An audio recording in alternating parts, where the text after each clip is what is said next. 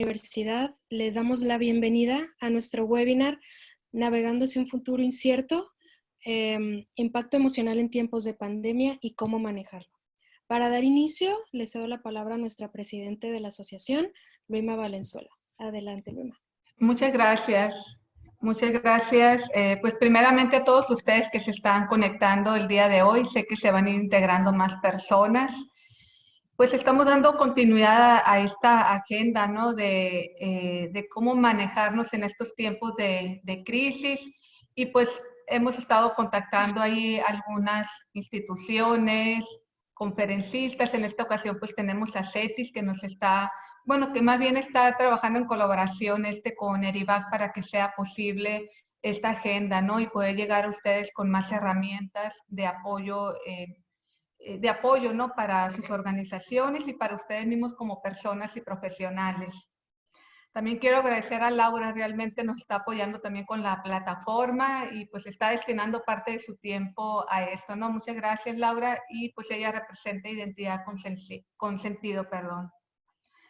El tema de hoy, como lo mencionó Alejandra, pues es impacto emocional en tiempos de pandemia y cómo manejarlo. Pero hay una frase aquí que menciona también que es navegando hacia un futuro incierto. Realmente eso es lo que estamos viviendo en estos momentos. O sea, ¿qué sigue el día de mañana? ¿Qué sigue la siguiente semana? Es que realmente sigue siendo una incertidumbre para todos nosotros. Y hoy lo comentaba, ¿no? Con Alejandra, pues yo fui con una agenda de trabajo y resulta que la agenda de trabajo no se cumplió ni el 10%. Todo el turno fue un tema de COVID. Entonces, finalmente se genera como cierta frustración, se generan ciertas emociones y de repente le dije a alguien, voy a aventar todo.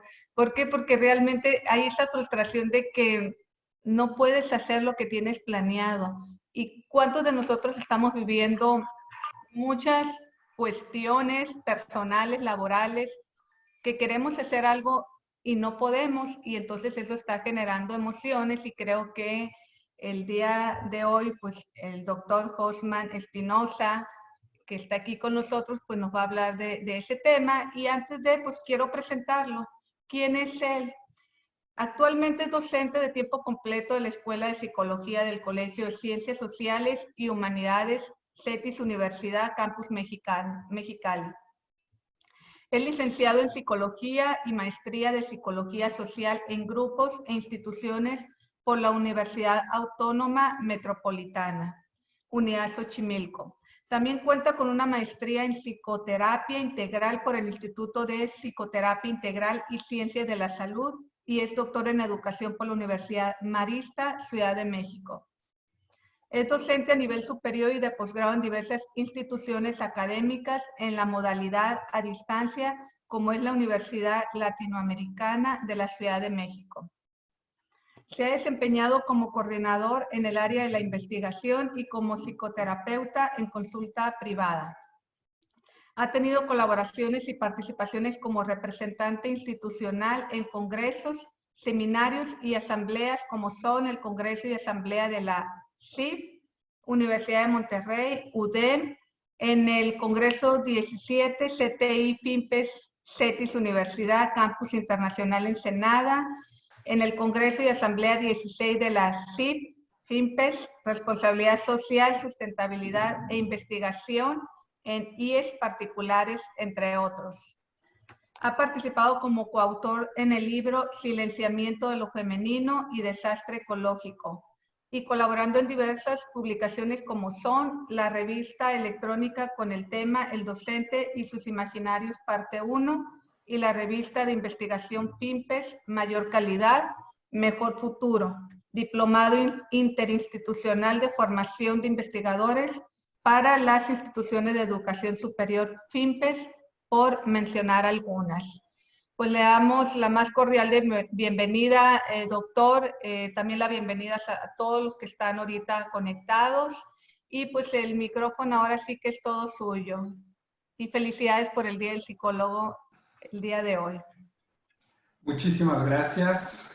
Gracias por la presentación, pues sobre todo gracias por la invitación. derivada obviamente de CETIS, que nos convoca a este tipo de trabajo conjunto, que sobre todo, y lo que más nos interesa es evidentemente aportar, sumar. Creo que estamos en épocas en las cuales tenemos que ir construyendo juntos, ¿no? Nada más como una pregunta o antecedente, no sé si se iba a grabar la sesión o se iba a solicitar o Sí, avisar. se está grabando.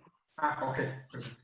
Entonces, pues bueno, gracias por la presentación. Mi nombre es Josman Espinosa y la idea del día de hoy estar aquí convocados en este espacio es un poquito comentar respecto a todo esto que de alguna manera nos está bombardeando el mundo en el que estamos viviendo respecto a la información, pero sobre todo la desinformación que recibimos todos los días con esta situación del COVID-19, la cuarentena, que ya no es cuarentena, ya llegamos a sesentena, ya tenemos más de 60 días en confinamiento, lo cual vamos a ver ahorita que no es cualquier cosa y por qué sí está pasando ciertas circunstancias en nuestros espacios, en nuestras dinámicas, pero sobre todo a nivel personal y en nuestra parte fisiológica y neuroquímica cerebral, ¿no? O sea, sí hay razón de por qué empezamos a sentirnos incómodos, sí hay razón de por qué empezamos a sentirnos con cierta desesperación. Todo esto ahorita lo vamos a platicar un poco. Entonces, pues bueno, sin más, vamos a empezar. Voy a compartir mi pantalla para poder empezar con esta.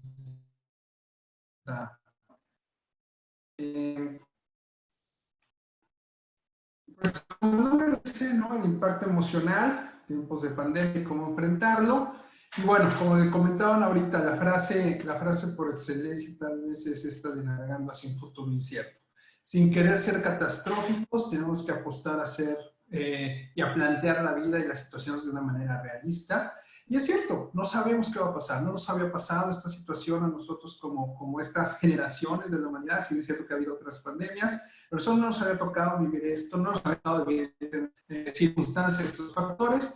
Pero bueno, vamos a tratar de avanzar en la presentación bajo estos 4 temas específicamente, que fueron una de las solicitudes, por así decirlo, nuestras emociones, nuestros miedos, el estrés y evidentemente la idea de crisis, que es con la que yo quisiera iniciar. No voy a leer todas estas se las dejo a ustedes en lo que yo voy hablando, también soy maestro. De estas dinámicas es que ustedes también se involucren con ello. Entonces, primero que nada, a lo mejor hablar del concepto de crisis no es un concepto nuevo. Evidentemente hemos trabajado y vivido la idea de crisis durante toda nuestra vida. En algún momento hemos escuchado y de muchas formas este concepto. Es un vocablo griego que tiene 2 significados o 2 conceptualizaciones éticas, ¿no? Tiene que ver con decisión y tiene que ver con dividir o separar. En China, también esta es una de las ideas más comunes que tenemos, significa oportunidad y peligro. Una palabra que tiene, ahora sí que ambivalencia en sus significados y que por lo mismo va a plantear en cada uno de nosotros la postura y la posibilidad de tomarla del lado que nosotros querramos. O posiblemente en un principio de un lado y posiblemente en otro momento del otro. Sin embargo, hablar de crisis, si bien es cierto que alude a un tipo de peligro o de amenaza hasta cierto punto, también evidentemente habla de algo que es sumamente importante retomar ahorita, que es la oportunidad. Somos o estamos viviendo un momento de oportunidades. Tan es así que esto que estamos haciendo ahorita, tal vez en otros momentos no lo hubiéramos hecho. Y nos damos cuenta que estas circunstancias están dándonos y abriendo puertas y ventanas a muchas otras posibilidades de comunicación, de interacción, de muchos otros elementos. Entonces, si bien es cierto que estamos abriendo oportunidades, ¿oportunidades para qué? Las crisis hablan de restauración a una nueva realidad a partir de lo que estamos viviendo. Por ahí no los quiero aburrir con cuestiones psicológicas, pero hay muchos autores que hablan de por qué estos elementos o por qué estas situaciones nos van a generar esta reconstrucción y restauración. Porque somos seres que constantemente estamos buscando compensar faltas y por otro lado reacomodar, reordenar, ¿no? O reparar situaciones. Ese es el constante ir y venir del ser humano en nuestra vida. Todo el tiempo estamos compensando, todo el tiempo estamos reparando, todo el tiempo estamos reconstruyendo y restaurando y todo el tiempo estamos construyendo como personas. Por lo tanto, las crisis o el concepto de crisis habla de un desequilibrio. Lo que nos está pasando es un desequilibrio del mundo como lo conocíamos. El mundo como lo conocíamos dejó de existir hasta cierto punto. Y tal vez los primeros días sentíamos que lo podíamos sobrellevar como si nada hubiera pasado. Pero evidentemente, si hay algo que podemos marcar hoy, a 63, 4 días de esta situación, es que hay un antes y un después de la pandemia ocasionada por el COVID-19. Porque un evento de crisis siempre, siempre, siempre, siempre va a generar inconscientemente una sensación de amenaza, que perdemos algo. Perdemos lo que conocíamos como nuestra rutina, perdemos nuestros espacios, perdemos muchas cosas. Y eso representa angustia. Al final de cuentas, va a ser normal, todos ante cualquier amenaza vamos a sentir cierta angustia, ¿sí? Pero es también importante reconocer que las crisis son transitorias. O sea, para poder detectar una crisis, entre muchos otros factores que lo vamos a ver, tenemos que entender que pasan por cierto tiempo, no están para quedarse. No llegaron para quedarse. Si quedamos o nos quedamos en esa crisis es otro asunto y pasa a ser un aspecto más psicológico y patológico y habrá que acudir con una. Pero en ese sentido, lo que sí podemos hacer, o pensar más bien, es historia, ¿no? Entonces, la triada que normalmente envuelve a las crisis tiene que ver con entender que esto provoca un desequilibrio, que es temporal, pero que nos brinda la capacidad de avanzar o retroceder ante lo que nos enfrentamos. Y esto consecuentemente nos obliga a tomar decisiones. Lo que nosotros nos estamos enfrentando todos los días desde que esto empezó, fue tomar decisiones. Y tal vez el primer día fue salir o no salir. Tal vez el segundo día fue, bueno, ok, ya no salí, pero ¿qué voy a hacer? Y así nos vamos todos los días tomando decisiones. Llega un momento en que ya no salí, llega un momento entonces donde consigo ahora sí que la comida, llega un momento en el que si alguien se empieza a sentir mal, o sea, todo lo que nos empieza a pasar va a tener como consecuencia una decisión a tomar, ¿cierto? Ahora, entender que las crisis no son el conflicto en sí. La crisis no es la pandemia, la crisis no es el confinamiento. La crisis es la respuesta de nosotros ante esta situación. ¿Cómo estamos viviendo esta situación? ¿Cómo y qué estamos haciendo ante esta situación? Eso representa las crisis, ¿no? Y evidentemente, si bien es cierto que es una desorganización de nosotros mismos que pasa por un tiempo, ¿no? No es permanente, pero que nos permite cambiar las cosas. Ahorita, cuando regresemos, el día que este sea, ¿no? Si nos dijeron 1 de junio, 15 de septiembre, o cuando vaya a ser que regresemos a la disque nueva normalidad, por cierto, no me gusta nada ese término, hablamos propiamente que vamos a buscar encontrar un equilibrio, ¿no? Dentro de lo que cabe, de lo inestable que están las cosas, vamos a buscar encontrar ese equilibrio. Entonces, ¿qué es lo que estamos buscando, sobre todo a nivel, nivel personal, ¿no? Es que esta crisis no se quede para siempre, que no esté en nosotros todo el tiempo. Y si bien es cierto que este desequilibrio nos va a descolocar en muchos sentidos, que nos sirva precisamente para cambiar hacia algo positivo. Algo por ahí que en algún concepto ya también en psicología y en otros medios se utiliza, que es la resiliencia. Y esto tiene que ver evidentemente porque nosotros como sociedad hemos aprendido a resistir. Somos sociedades muy resistentes. México, la sociedad mexicana es una sociedad muy resistente, vean todas las cosas que nos pasan, ¿no? Y somos resistentes. Pero no es lo mismo ser resistente y salir de estos 60, 70, 80 días después de decir, aguanté, a ser resiliente y decir, bueno, pasaron cosas, ¿no? Pero aparte, no solo resistí, sino que pude apoyarme, pude resolver situaciones que hoy me hacen mejor persona en función de muchos otros escenarios. Y eso es lo que va, o tendríamos que buscar que nos deje esta situación, ¿sí? Porque va a depender de también cómo lo abordemos, que logremos superar esta situación de crisis o que nos quedemos ahí un rato, ¿vale? Es importante señalar, porque esto lo quiero mencionar debido a que muchos de nosotros creemos que no estamos en crisis, que no nos sentimos mal, que no estamos ansiosos, que no tenemos angustia, porque no nos duele nada. Y este término a veces ya de moda, ¿no? Asintomático, ¿no? No lo conocemos. ¿Por qué? Porque no nos había pasado. Tal vez es cierto que muchos de nosotros cuando vivimos ciertas circunstancias en la vida podemos detectar cierta angustia. Pero no todo el tiempo, ¿no? Que sabemos en qué momento de esa angustia estamos. Entonces hay elementos diferentes para detectar este tipo de crisis. Está el estupor, la incertidumbre y la amenaza. Simplemente piensen ustedes en cuál de ellas se encuentran. Porque todos en estos momentos estamos en este proceso transitorio de recorrer estos elementos. El estupor, como su nombre lo dice, es la sorpresa, ¿no? Es esta desorganización a nivel psíquico en el cual tal vez los primeros días se levantaban y decían, no es cierto, no está pasando esto. Unos les pasó en los primeros días, otros les está pasando ahorita. O sea, en serio hay gente que el otro día me decía alguien, en serio, José, no creo que esté pasando esto después de 60 días casi. Sigo sin creer que esto es real, ¿no? Entonces, esta es una sensación, es un elemento de las crisis que nosotros llamamos estupor. Por lo tanto, descompensa. Y descompensa las formas como nosotros las conocemos. ¿Por qué? Porque nos paraliza. Entonces, entre que nos quedamos pensando, ¿no? Si existe, si no es cierto, si de alguna manera todas las emociones que estamos sintiendo nos están abrumando o las estamos dejando pasar, nos quedamos paralizados. Porque mucho de esto es como estar pensando de más, ¿en serio esto está pasando? Y si a eso le sumamos la sobreinformación que estamos recibiendo, resulta que entonces ahora pensamos todo. Y en terapia decimos algo muy común que dice, demasiado análisis causa parálisis, ¿no? Entonces de repente tenemos tanta información, tantas cosas en qué pensar que no estamos pudiendo actuar. Entonces nos quedamos paralizados. Ese es el estupor. Tenemos un segundo elemento llamado incertidumbre. Esta incertidumbre, que es la parte consecuente de la anterior, precisamente es cuando de alguna manera empezamos a vislumbrar escenarios, decimos, híjole, no, pues esto. Tengo que empezar a decidir. Pero todavía no estoy seguro si esa es la mejor decisión o la mejor forma de actuar en ese momento. Y entonces entre esto o aquello hay un terreno de incertidumbre. Esta vivencia dicotómica sí nos sirve a nosotros para decir, algo está pasando. Hay una alarma, hay un peligro, ¿no? Entonces, cuando nosotros sumamos el estupor con la incertidumbre, es lo que le llamamos ansiedad confusional.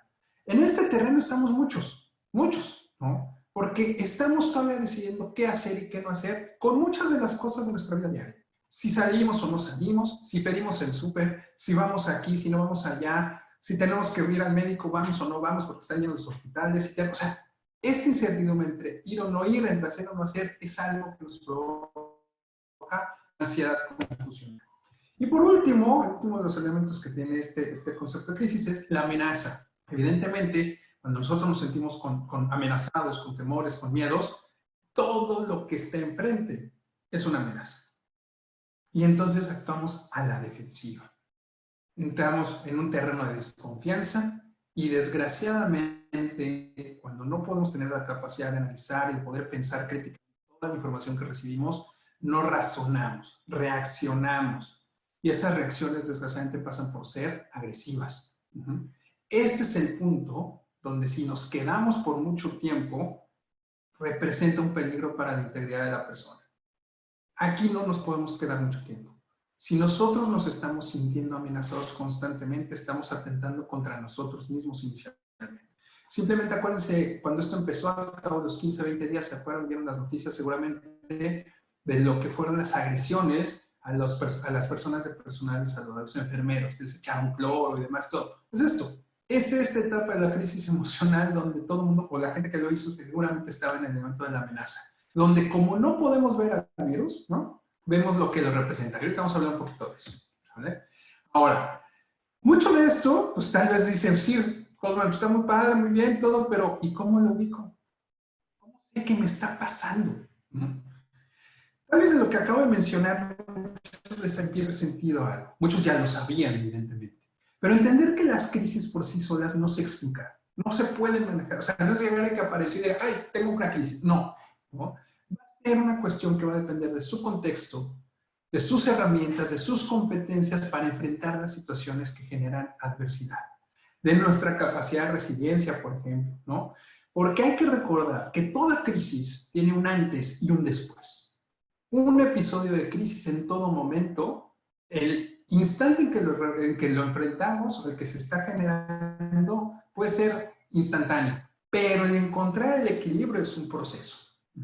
Donde va a haber confusión, o va a haber desorden psíquico, que hablamos, pero es un proceso. Entonces, entender que hay un antes y un después del confinamiento, entender que de esta pandemia vamos a salir con reflexiones de lo que había antes de y con proyecciones de lo que va a haber después de, ¿no? Entonces, si bien es cierto que no hay características propias de las crisis, ¿no? Sí tenemos que ubicar algunas muy principales. Entonces, primero que nada, el desequilibrio, ¿cierto? Segundo, cuando requiero apoyo externo. Muchas veces es por psicoterapia, ¿no?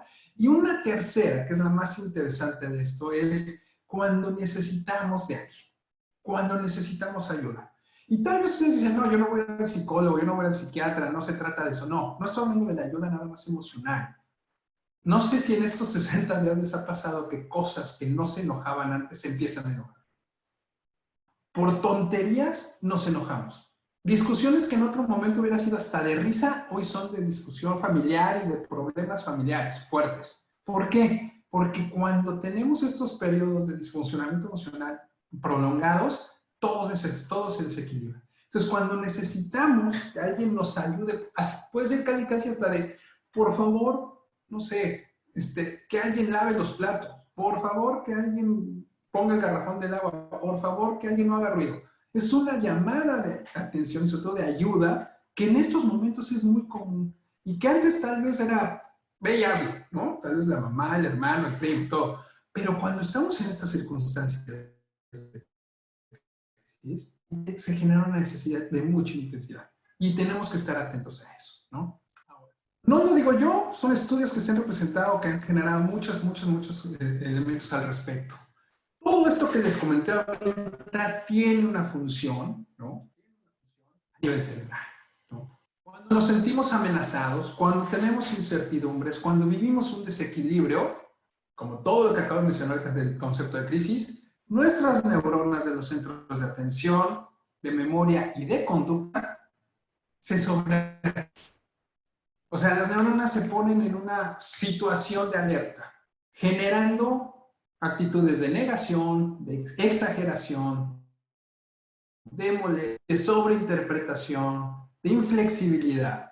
¿Les suena? ¿Les suena que algunos de nosotros hemos sentido así en estos días? ¿No? Y la consecuencia de esto, evidentemente, es que nos sentimos preocupados, tensos, que estamos con angustias, que estamos con miedos, y todo esto, si lo vamos sumando, puede llevarnos a la ansiedad, ¿no?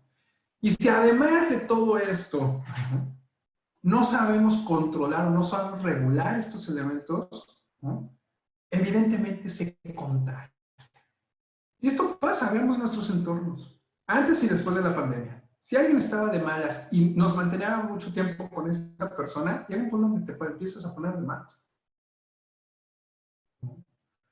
Porque cuando estamos amenazados por naturaleza, los seres humanos nos volvemos intransigentes. Todos seres humanos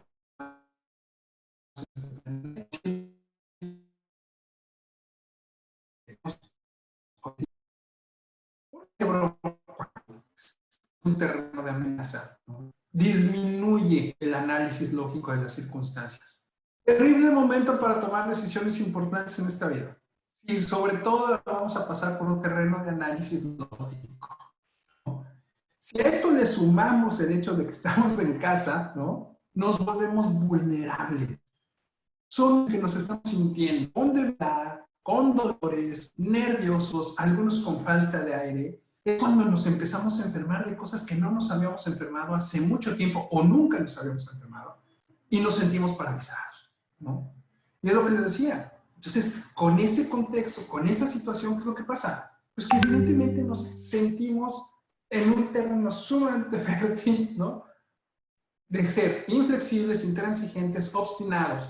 Y esto magnifica las discusiones. Esto hace demasiado grandes los problemas que tal vez no son tan grandes. ¿Por qué? Porque estamos sintiendo, porque el cuerpo se siente amenazado, porque el cerebro está en defensa, ¿no? Y porque no estamos con un análisis lógico común o natural. Ahora, evidentemente cuando nosotros ya, un poquito la idea de lo que les estoy comentando, a nivel fisiológico y neuroquímico sabemos qué está pasando, cómo lo estamos visualizando, la respuesta automática es a través de nuestras emociones. Es una emoción, es una respuesta de nuestro cuerpo instantánea ante un estímulo externo. Es una emoción. Y conocemos muchísimas emociones, ¿cierto? Pero las emociones que de alguna manera nos impactan más en estos momentos, dentro y fuera del trabajo, porque, ojo, lo que hoy estamos viviendo, que es una situación única, es que este espacio donde cada uno de nosotros estamos convergiendo con el otro, es nuestra casa, es nuestro trabajo, es nuestro lugar de entretenimiento, casi todo en el mismo lugar. Tengo alumnos que me dicen, profe, es que no me voy a poder conectar hoy a la clase porque si mi hermana se va a conectar, mi papá y otra. Entonces, no puedes tener el espacio adecuado, ¿no? A veces para todo esto, ¿no? Entonces, situación, ¿no? Evidentemente enojo. Somos personas que ante este impacto, ¿no? Emocionalmente es normal que nos enojemos. ¿Por qué? Porque nos están limitando. Y porque nos están diciendo que lo que yo pienso y yo quiero hacer no se puede hacer. Nos están vulnerando nuestros espacios. Nos están limitando decisiones. Y cuando nosotros somos personas que todo el tiempo estamos tomando decisiones, hoy no las podemos hacer, me enojo. Es normal, ¿no?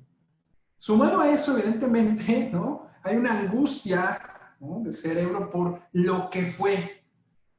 Y ven todos los memes que vemos hoy en las redes sociales, ¿no? Éramos felices y no lo sabíamos, ¿no? Y extrañando la silla de la oficina, ¿no? Cosas por el estilo. Eso es la tristeza y es una emoción natural en estos momentos. Pero hay que reconocerla, es importante reconocerla, ¿no?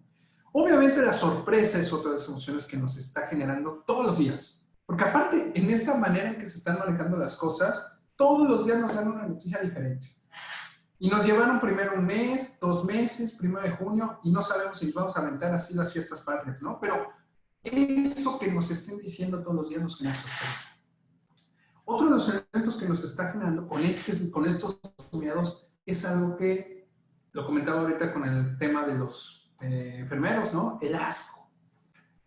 Todo lo que está representado ahorita como lo que pudiera ser la enfermedad, ¿no?, nos genera rechazo.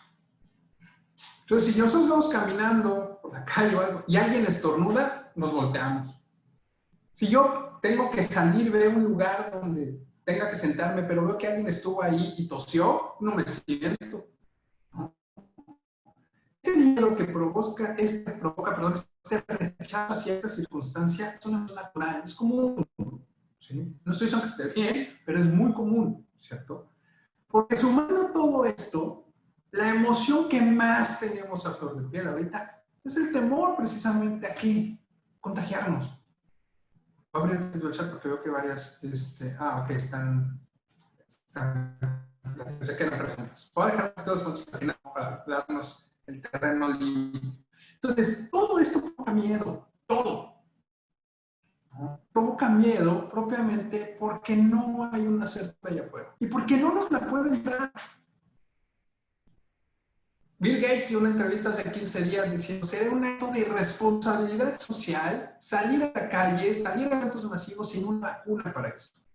Porque pase lo que pase, el día que nos digan pueden salir, ¿cuántos creen que van a querer salir? ¿Cuántos van a querer mañana al gimnasio?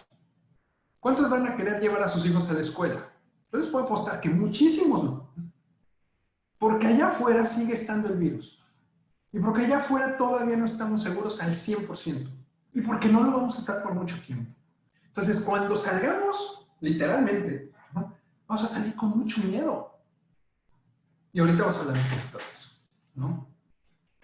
Ahora, evidentemente todas nuestras emociones tienen una expresión conductual, ¿no? La conducta humana, en este confinamiento, se va a expresar de 3 formas, ¿no? Biológicamente hablando, psicológicamente hablando y socialmente hablando, ¿no?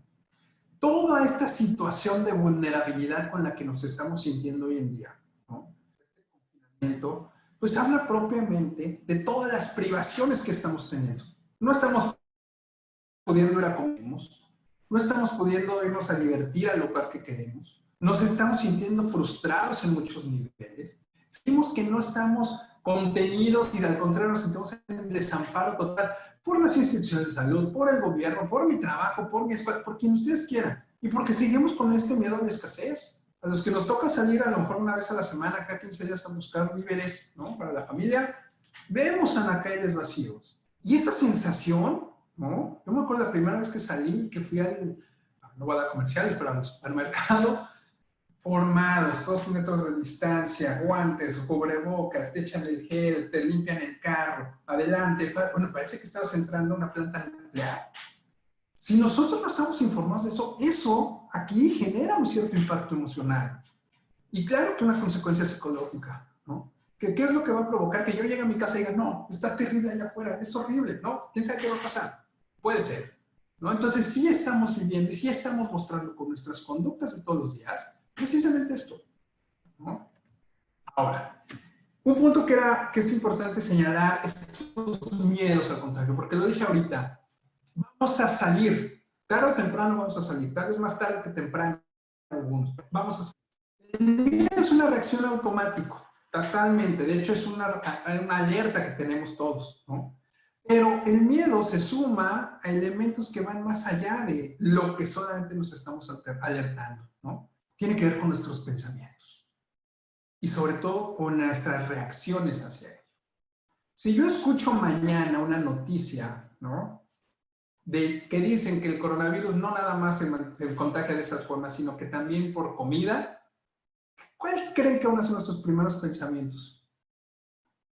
Pues que vamos a voltear al refrigerador, a la alacena y vamos a ver qué nos dicen que puede ocasionar y qué no, y vamos a tener un nivel de ansiedad elevadísimo de eso. Y vamos a tener reacciones impulsivas, tal vez de tirar las cosas. Así como cuando salimos a comprar kilos de papel de baño, que tiene una razón muy chistosa de eso, pero kilos de papel, reaccionamos impulsivamente por este miedo. Es este miedo, ¿sabe? Ahora, los miedos y sobre todo los pensamientos irracionales pueden tener un control. El problema más grande que estamos teniendo de esta situación es la mala información o como digan algunos, la infoxicación de lo que... Esta infoxicación que nos está saturando y que ni siquiera a veces revisamos si es de una fuente fidedigna, sino que porque salió en Facebook o porque me mandaron un audio en WhatsApp. Eso es lo que nos está haciendo muchísimo daño. Eso es lo que está creando un miedo tremendo. Entonces, informémonos bien, no difundamos rumores, ¿no? Sigamos las indicaciones de las autoridades, que en teoría son los que saben más allá de lo que muchos quieran creer, de que no, sí, quién sabe y duden. Son las autoridades que de alguna manera tienen referentes adecuados para eso. Y obviamente vamos a ver hacia el final el cuadro de tu propia salud, ¿no? Y el punto más importante de esto, pensemos qué estamos pensando. Y si hay algo que está fuera de lo común, sí pidamos ayuda, ¿no? El miedo al contagio muchas veces pasa por aquí arriba, ¿no? Claro, si ustedes están todos los días afuera trabajando y en un hospital, evidentemente ese es otro tipo de miedo, pero cuando no, el miedo al contagio está acá arriba. Entonces pensemos qué estamos pensando, ¿no? Ahora, el tener miedo está bien. Lo que no está bien que eso sea un medio, una justificación para atacar o faltar el respeto a los demás. Eso sí no. Si bien es cierto que puede provocar reacciones impulsivas, ¿no? Lo que no se vale es que esas reacciones se dirijan hacia alguien más. Entonces, seamos o tratemos de regular ese impulso, seamos conscientes que eso no lo puedo manejar y me informo y si no lo consulto, ¿cierto? Pero si no, no puedo agregar al otro, ¿no?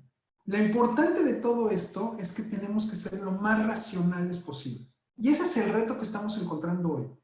Que dentro de las crisis o el momento de crisis que estamos viviendo, tenemos que ser lo más racional posible. Y no se puede tan sencillo, ¿no? Ahora, otro punto que definitivamente, ¿no? Definitivamente nos orilla a este tipo de emociones, de reacciones y todo es el famoso estrés.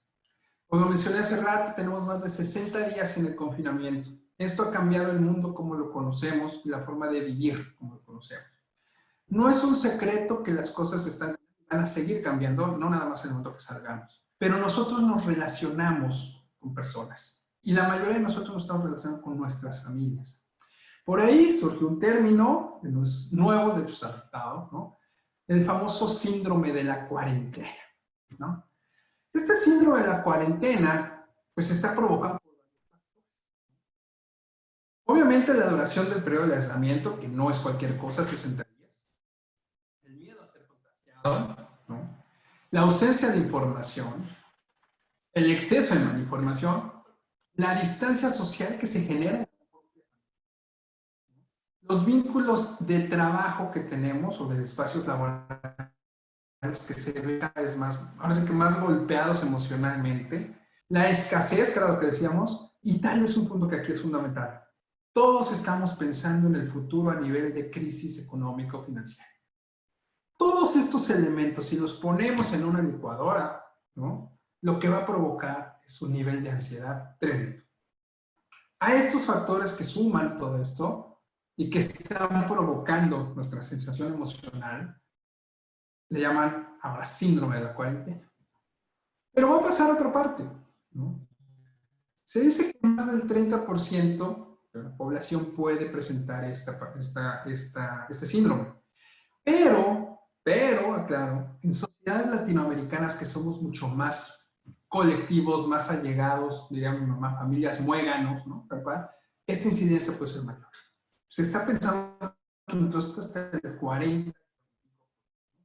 Imagínense que la mitad de nuestro país está pasando por este tipo de situaciones, ¿no? Entonces son datos que no, claro, yo no inventé, nos dijo el doctor Hernando N.G. Solís, que es el presidente de la Asociación Psiquiátrica Mexicana. ¿Qué es este síndrome? Consiste en una serie de reacciones emocionales que aparecen en respuesta al estado de aislamiento, ya sea impuesto o recomendado por las autoridades sanitarias, para contener la propagación de un agente infeccioso como el coronavirus. Bueno, es lo que estamos viviendo todos. Yo no les voy a decir ahorita, ¿están teniendo el síndrome no lo sentirán? No lo sabemos. Tal vez algunos tienen síntomas, algunos unos cuantos, otros no tanto, ¿no? Pero lo peligroso, llamémoslo así, de este nivel de estrés es que no sea temporal.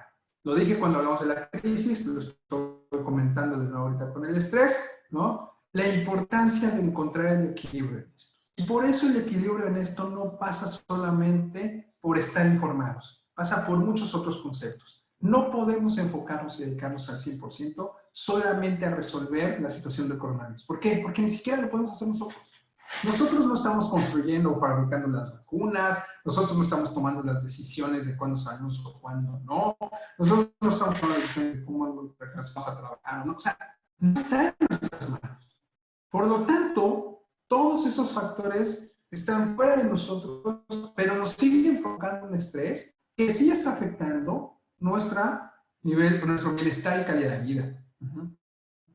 Que ahorita haya frustración, que haya aburrimiento, que haya tristeza, que haya nerviosismo, que haya enojo, que haya confusión, que haya insomnio y agotamiento emocional. Esto les va a pasar, todos casi estamos en ello. Yo no sé ustedes, seguramente me van a dar la razón, pero todo el mundo dice que está genial el teletrabajo, entonces, claro que tiene sus pros, pero hay muchos que están diciendo que están trabajando más que cuando iban a la oficina, ¿no? Y también tienen razón. Entonces, hay estas dos partes. ¿Por qué? Porque va a depender mucho de cómo lo estamos abordando, ¿no? Ahora, cierto es que todo esto que seguramente han escuchado anteriormente, cierto es que todo esto que ya conocen, ¿no?, va a tener una consecuencia, ¿no? Y esto tiene que ver, y lo voy a hablar no como economista, porque no lo soy, no como político, porque no lo soy, sino como alguien que sabe que nuestra psique va a tenerse que adaptar. Por 60 días nuestro cerebro tuvo que reconfigurar la forma de funcionar esto. Bueno, cuando salgamos esto se va a tener que volver a pasar. Y vamos a tener que salir paulatinamente, vamos a tener que salir poco a poco, y vamos a tratar de no agobiarnos, porque si no lo que vamos a tener es una serie de casi ola de infartos al salir. ¿Por qué? Porque la gente en esta necesidad de regresar a la normalidad va a querer recuperar el tiempo perdido. Y no es posible. No vamos a poder recuperar 60 días, 70, 80 o 100 días en una semana de trabajo. No va a pasar. Sin embargo, lo que sí va a pasar es cómo vamos a reordenar y reconstruir nuestro mundo a través de lo que queremos y pensamos. Por eso, ¿no?, la crisis económico-social que viene en un futuro no es porque tengamos o no tengamos dinero nada más. No va a pasar eso. Los economistas lo sabrán mejor y yo no es un tema que voy a hablar. Pero sí habla de la manipulación y el control de nuestra propia salud mental. Este nuevo concepto, que insisto, no me gusta mucho, de la nueva normalidad, trae detrás de ello muchísimas cosas. Y se van a acordar de mí cuando empiece a pasar, ¿no? Nos van a bombardear para comprar y consumir productos para regresar a la normalidad. Esta necesidad de regresar a ese confort, a esa estábamos todos bien, a esas vacaciones que me perdí, a esa fiesta que no fui, a esas cosas que dejé de comprar, se van a venir en cascada. Y todo mundo va a creer, o vamos a ver si que manipular, que para que nosotros podamos estar bien y volvamos a ser normales, tenemos que consumir todo esto que nos están vendiendo. Y se van a acordar de mí, van a ver toda la cantidad de productos que van a estar allá afuera, vendiéndonos bajo el eslogan para que regreses a la normalidad. Y eso va a ser decisión de nosotros, entonces, dónde y hasta dónde vamos a caer en eso. Se va a gastar muchísimo dinero para reactivar la economía, sí. Pero los que, seguramente aquí hay gente de mercado, digamos que de mercadotecnia o de promoción o diseño, no sé. Pero las ventas y las compras se hacen por las emociones. Tú compras por emoción. Tú compras y tú vendes, le vendes a una emoción. No le vendes a la persona ni a lo que piensa, le vendes a lo que siente. Y lo que vamos a sentir es una necesidad enorme de pertenecer y de regresar a la normalidad.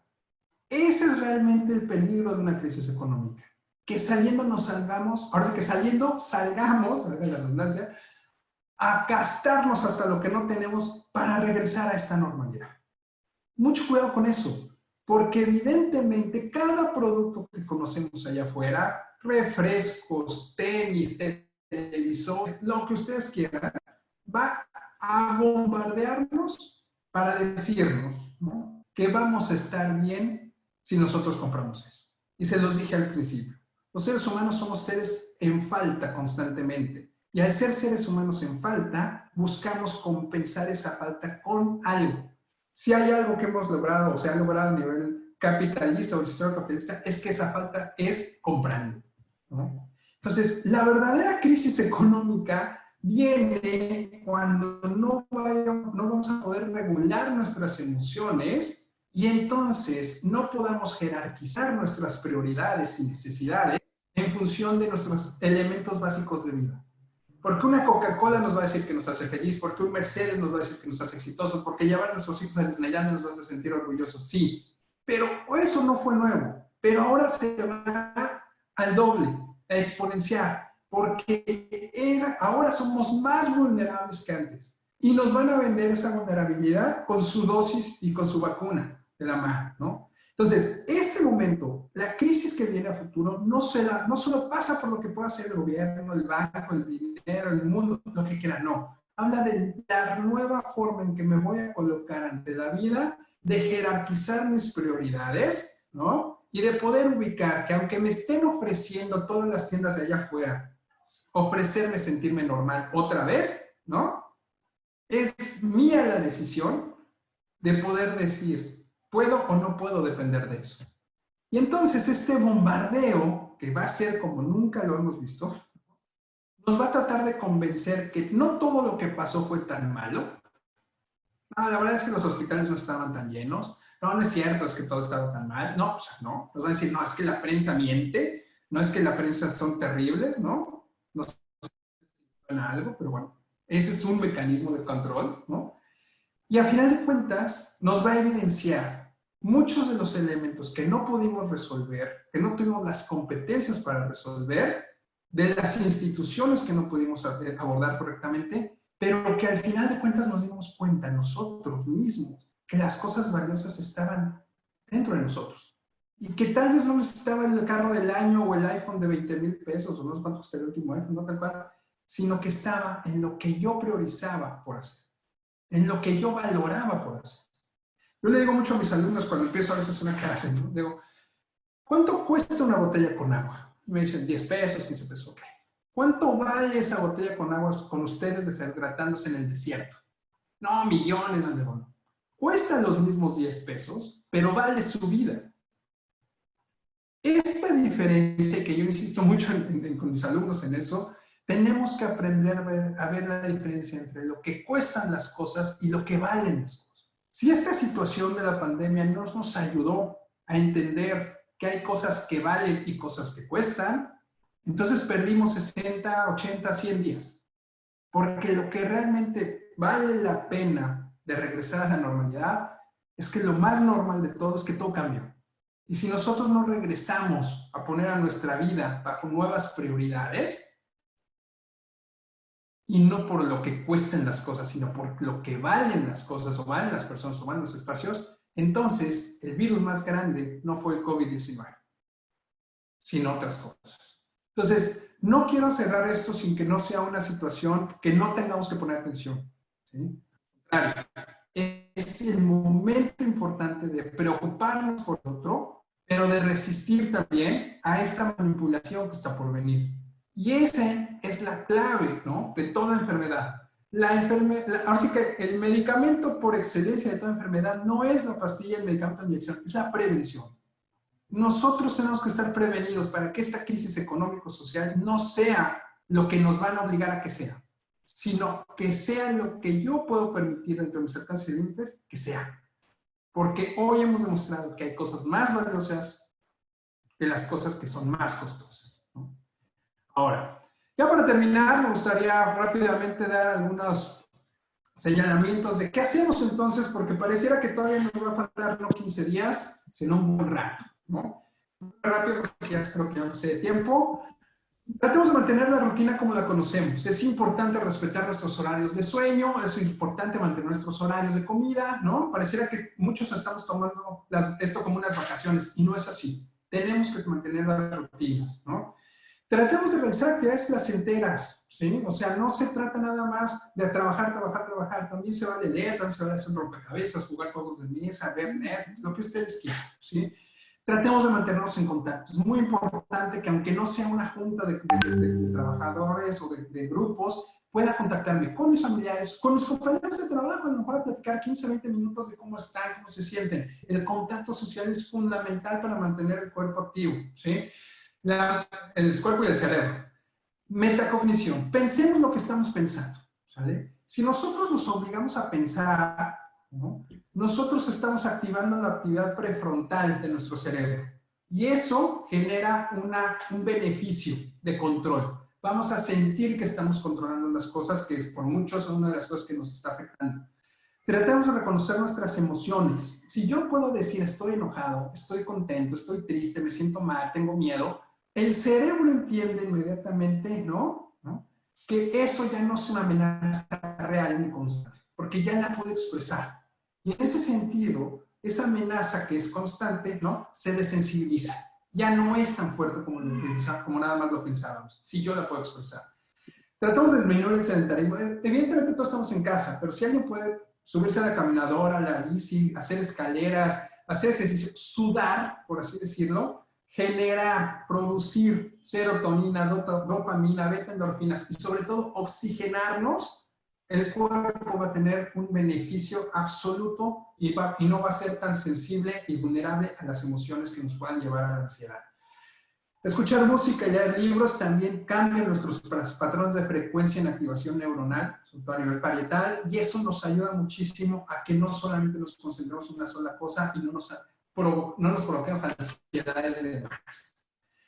Evidentemente, traten de restringir sus tiempos de exposición a lo que es, obviamente, la infoxicación en la que vivimos, ¿no? Y tratemos de analizar esos contenidos, ¿no? Está como hay un estudio que habla que el 40% de la ansiedad en la población entre los 20 y 40 años inicia en las redes sociales. Los chavos entre 20 y 40 años, bueno, tal vez los 40 años ya no son tan chavos.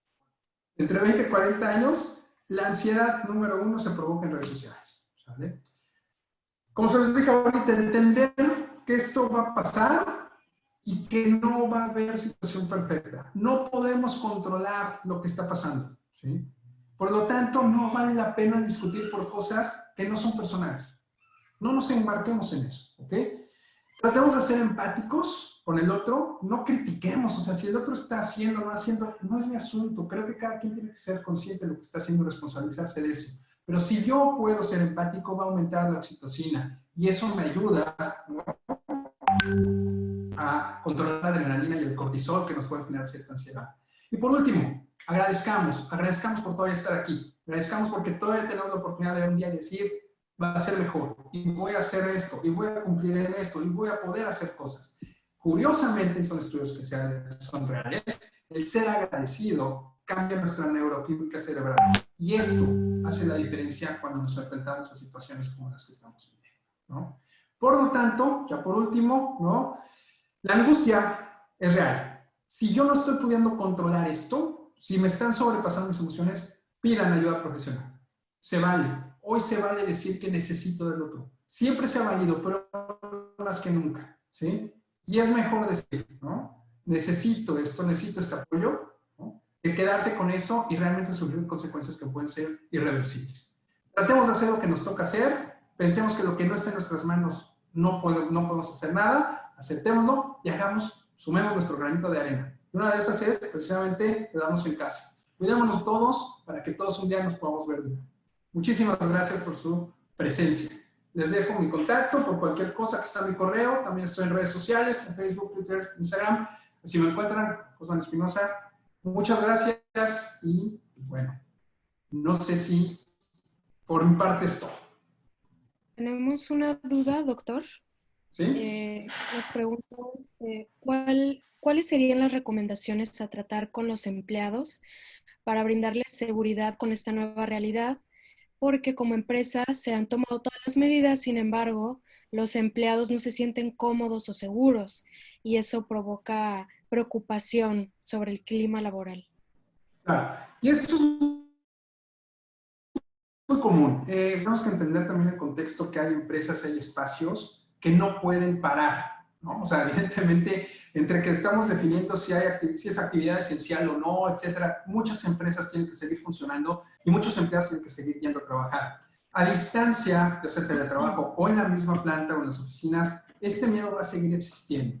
Pero no es culpa de las empresas, nada, es el entorno en el que estamos viviendo. ¿Cómo podemos reducir ese miedo? Evidentemente, primero con información.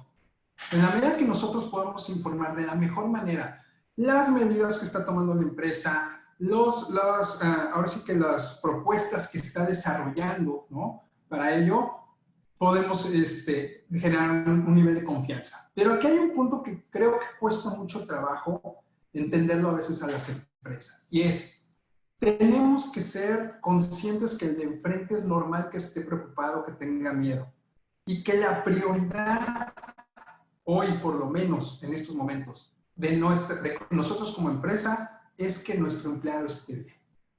Si mi empleado está llegando a tener emociones que ya no lo están dejando funcionar, sí tendríamos que tomar una medida al respecto. Y tal vez es, vete a casa a descansar, ¿no? Ahora, si el vete a casa a descansar le genera más ansiedad, como luego pasa, ¿no? Tal cual, a lo mejor el tema no nada más es de la empresa o de la casa, es que requiere un tipo de apoyo.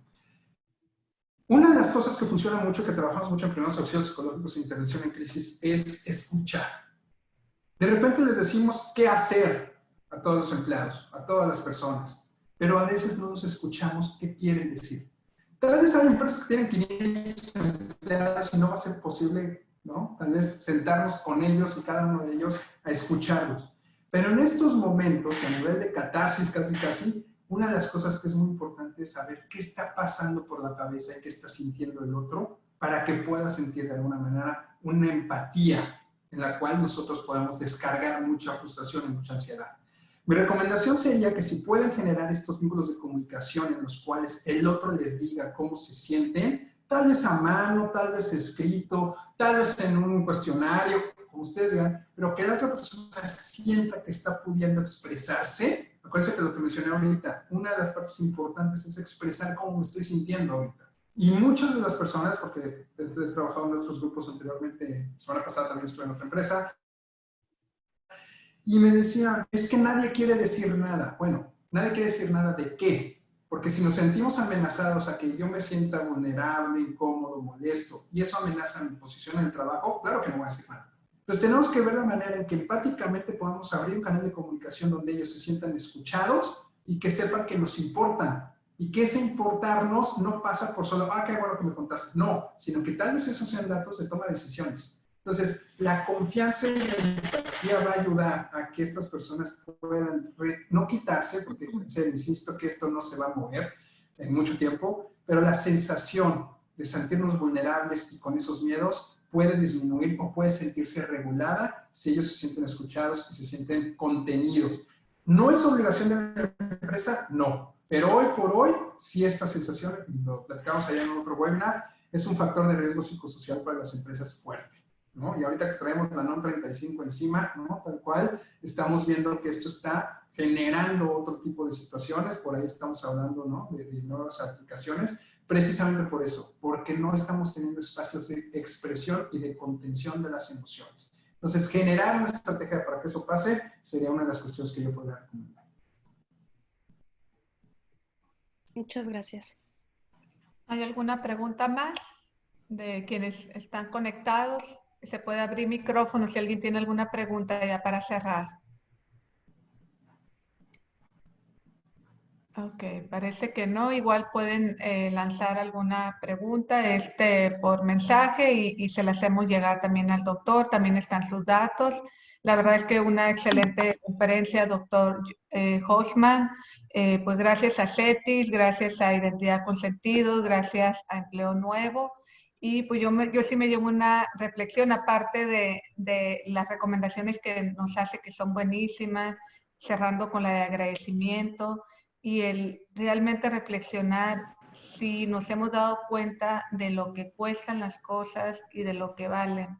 Yo creo que eso nos va a ayudar a arrancar, una vez saliendo de la crisis, nos va a ayudar a realmente priorizar y darle importancia a lo que es importante para nosotros como nuestra familia, ¿no?